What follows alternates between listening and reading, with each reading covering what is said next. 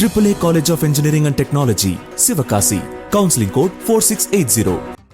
நாட்டின் தெற்கு முனையில் உள்ள கன்னியாகுமரி தொகுதியில் இம்முறை மும்முனை போட்டி இருக்கும் என கூறப்படுகிறது. இந்நிலையில் எந்தெந்த கட்சிகள் சார்பில் யார் யார் போட்டியிடுவார்கள் என்பது குறித்து பேசப்படும் தொகுதியில் பார்க்கலாம். இதுகுறித்த விவரங்களை வழங்குவதற்காக செய்தியாளர் மனு இணைந்திருக்கிறார். மனு, விவரங்களை சொல்லுங்க.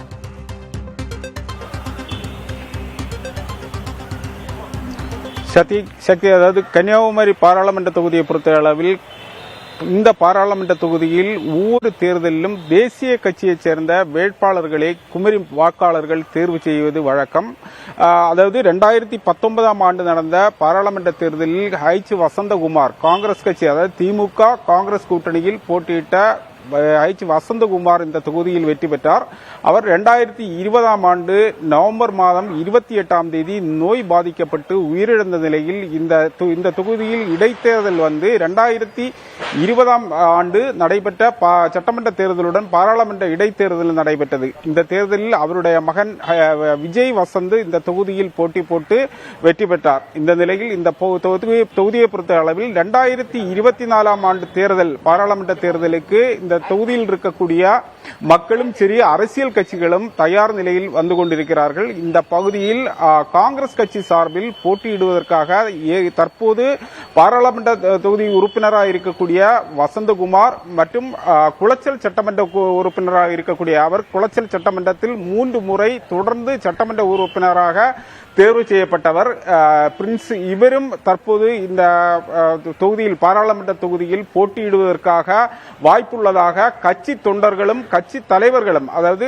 குளச்சல் சட்டமன்ற தொகுதி மாவட்டத்தில் இருக்கக்கூடிய பல்வேறு தொகுதிகளில் இருக்கக்கூடிய கட்சி தொண்டர்கள் மத்தியில் பேசக்கூடிய ஒரு நபராக பிரின்ஸும் இருந்து வருகிறார். அதுபோல் இந்த காங்கிரஸ் கட்சியில் இருக்கக்கூடிய உறுப்பினராக இருக்கக்கூடிய ஒரு நபர், அவர் பள்ளி நிறுவனங்கள் நடத்தி வரக்கூடிய நபர், அவருடைய பேரும் அவரும் இந்த தொகுதியில் போட்டியிடுவதற்காக காங்கிரஸ் கட்சி சார்பில் போட்டியிடுவதற்காக வாய்ப்பு இருப்பதாக காங்கிரஸ் கட்சி தொண்டர்கள் மத்தியில் பேசக்கூடிய ஒரு நபராக இருந்து வருகிறது.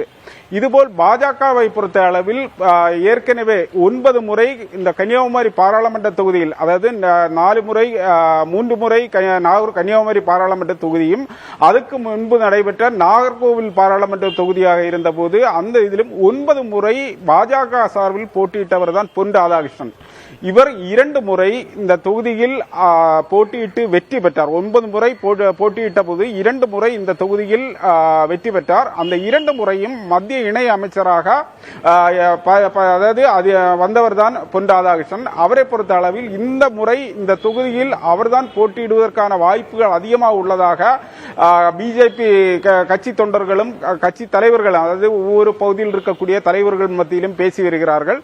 அதுபோல் இந்த பகுதியில் தமிழிசை சவுந்தரராஜனை பொறுத்த அளவில் இந்த கன்னியாகுமரி தொகுதியை மாவட்டத்தைச் சேர்ந்தவர், அவர்களும் இந்த தொகுதியில் போட்டியிடுவதற்காக வாய்ப்புள்ளதாக கட்சி தொண்டர்கள் மத்தியில் கட்சி உறுப்பினர்கள் மத்தியில் பேசக்கூடிய ஒரு நபராக இருந்து வருகிறது. இதுபோல்தான் தற்போது விளவங்கோடு சட்டமன்ற தொகுதி உறுப்பினராக இருந்த விஜயதரணி, அவர் தற்போது காங்கிரஸ் கட்சியிலிருந்து விளவங்கோடு சட்டமன்ற தொகுதியில் 3 முறை தொடர்ந்து வெற்றி பெற்று தற்போது அவர் அந்த பதவியை ராஜினாமா செய்து காங்கிரஸ் கட்சியிலிருந்து விலகி பாஜகவில் இணைந்துள்ளது. இந்த விஜயதரணியும் இந்த தொகுதியில் போட்டியிடுவதற்காக வாய்ப்புள்ளதாக தொகுதி மக்களாக இருந்தாலும் சரி பாஜக தொண்டர்களாக இருந்தாலும் சரி பேசக்கூடிய ஒரு சூழ்நிலை தான் தற்போது இருந்து வருகிறது.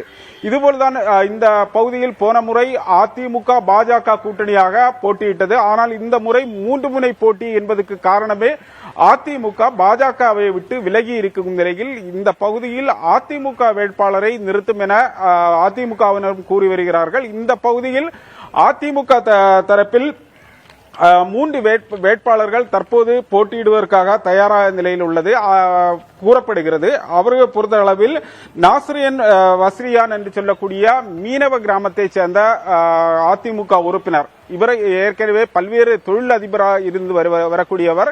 ஏற்கனவே இவர் திமுக கட்சி உறுப்பினராக இருந்து அந்த பதவியை அந்த கட்சியிலிருந்து உறுப்பினர் பதவியை ராஜினாமா செய்து தற்போது அதிமுகவில் வந்து அவருக்கு வாய்ப்பு கொடுக்கும் என கூறப்பட்டு வருகிறது. இதுபோல்தான் கன்னியாகுமரி சட்டமன்ற உறுப்பினராக இருந்த பச்சைமால், அவருக்கும் இந்த தொகுதியில் வாய்ப்பு இருப்பதாக இந்த தொகுதியில் இருக்கக்கூடிய மக்கள் கூறி வருகிறார்கள். அதுபோல் மேற்கு மாவட்டத்தினுடைய தலைவராக இருக்கக்கூடிய ஜான் தங்கம், அவர் ஏற்கனவே விளவங்கோடு சட்டமன்ற தொகுதியில் சட்டமன்ற உறுப்பினராக போட்டியிட்டு தோல்வியடைந்தவர். அவருடைய பேரும் தற்போது கட்சி சார்பில் கட்சி தொண்டர்கள் மத்தியில் பேசப்படும் ஒரு நபராகத்தான் இருந்து வருகிறார்.